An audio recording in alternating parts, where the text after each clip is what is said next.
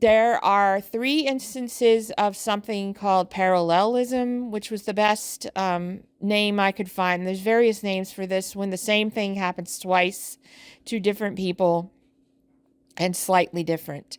The first thing that stuck out to me is the little boy, Tommy. He's looking out the window all night. Nobody believes him. And he even says, nobody believes me.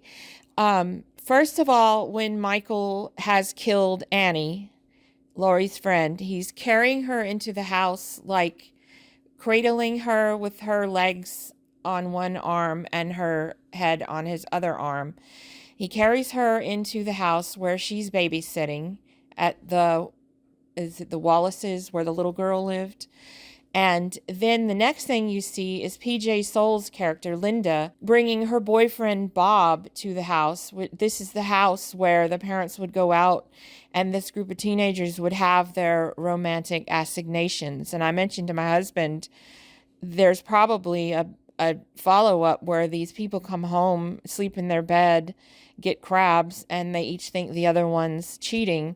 But he said, I'm pretty sure that this bed is going to be toast because there's been people killed in it and Judith Myers' gravestone put on it, which is a pretty good point. But anyway, Linda and Bob come into the house immediately after we see Michael carrying Annie in. Bob carries Linda into the house the same way. And Tommy sees both of these occurrences, and I don't know why this image is repeated. I've been thinking about it and trying to decide what to say. I can point to it, but I don't know what it's trying to convey. So let me know in the comments. Now, the second thing that gets repeated is the nurse. Michael attacks her from the backseat of the car, and he does the same thing to Annie, only he kills Annie. The third thing is that Laurie, the babysitter, and Tommy, the little boy, are both being relentlessly bullied by peers. And with Tommy, it's more overt. The little boys who bully him at school are not his friends. They cause him to smash his pumpkin that he wanted to turn into a jack-o'-lantern. And then that's why he's so excited to hang out with the babysitter on Halloween. He doesn't have anything else to do. He doesn't have any friends. He gets bullied and nobody believes him. Now, Laurie, we don't know why. I think they try to kind of retcon this in later installations, but we don't know why she's kind of sad and has very little self-confidence. But these two friends of hers, Annie spends the whole time that they're together, they're walking home from school, they get in the car later, they smoke 2 joints, and this woman never stops talking shit about Laurie right to her face about how she never wants to go out and do anything. She is not popular with the boys. It just goes on and on and on. And I don't know why both of these people are bullied, except for the overlying motif. This goes into a motif rather than parallelism, which is that no one believes me. No one believes Dr. Loomis, that there's no sort of alarm that this man has escaped and is going to go on a rampage. Everybody is just like patting him on the head, including the sheriff of the town, whose daughter is Annie, who has already been murdered during part of the time when he's patronizing Dr. Loomis. No one believes him. No one believes Laurie that she's seen this guy all day. No one believes Tommy that he's looking out the window and seeing some of the evidence of the crime. And that is a motif, and it's also dramatic irony, which is a very frustrating way to make your movie, in my opinion. It goes back to what I said about it being like a Columbo episode where we've already seen who kills. Now it's up to everyone in the movie to figure it out, but they don't even know what's going on. And that makes you tense. The purpose of the movie Halloween is to make you tense. It's to make you realize that for some reason, sometimes there's violence for no reason at all, which is not a worldview I like to visit. And also that it's Laurie Strode's fate to meet up with Michael Myers, which is discussed at the beginning of the movie. They're in English class, and they're talking about a book or two books, compare and contrast of two authors who have different ideas about fate.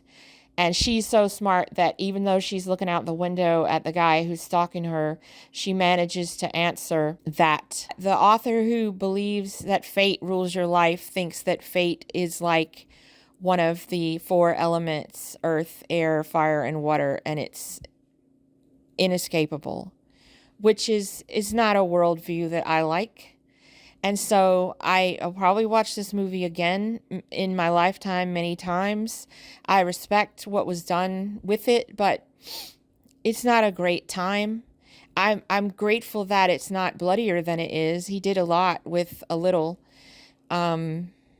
I mean, it is a great time. It's a great movie, but I don't like how tense it makes me. And it's like, and they do it mostly without jump scares. I wanted to get back to another sort of parallelism and then get into my experience seeing this in the theater. I said at the beginning that Dr. Loomis wants to give Michael Thorazine to disable him. And then at the end, it's not Thorazine that he administers, it's 6 bullets. And even that doesn't stop him. And we don't know why. We're never going to know why. What is this guy? We don't know.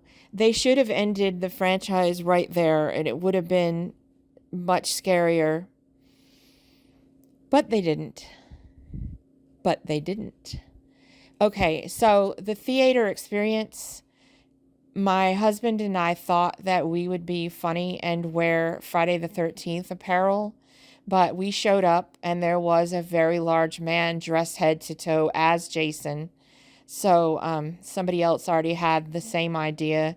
There was nobody filming the movie or smoking weed out of a vape this time as the last time I went, but everybody in the audience had a laugh at the same moment. And again, this was something I'd never noticed about this movie, but it doesn't surprise me having read about Donald Pleasence as a person.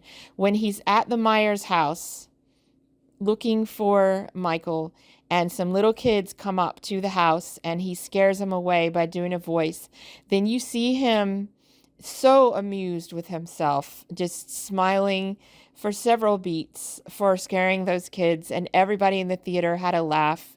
And again, we were being manipulated. That was a release of tension before they ratcheted up some more. But also, I feel like Donald Pleasence was always, from what I've read about him, a giggly sort of person who was slightly tipsy. And maybe he added that little amusement in himself. I'll never know. I don't know what else to say. My brother always sits next to me in the movie. We always sit like my husband, my son, me, my brother, and his fiance, so that my brother and I can make remarks to each other. And often one of us is going to lean over and whisper the thing that the other one was about to say. And when we watched Michael kill his sister at the beginning of the movie, I thought, if that was a 6-year-old, I could have picked him up and slung him across the room. And my brother said the same thing. How are you going to sit there and let a 6-year-old stab you? But that's just the mystery of Michael Myers, and just underlines how evil and inexplicable he is. He's not a person. He's a force. That he's a shape that Carpenter is saying that we all live with in the world. And I don't like it. So I'm going to sit here and enjoy the rest of my Sunday. I'm not feeling lonely today. I'm playing a great game, Slime Rancher 2, and had a long morning with that extra hour of sleep. Since the time change, this is the last time that I'm going to be happy about the time change, because I don't like how dark it gets so early. So, have a good night. Keep your popcorn popped and your windows locked. And I will catch you on the next one.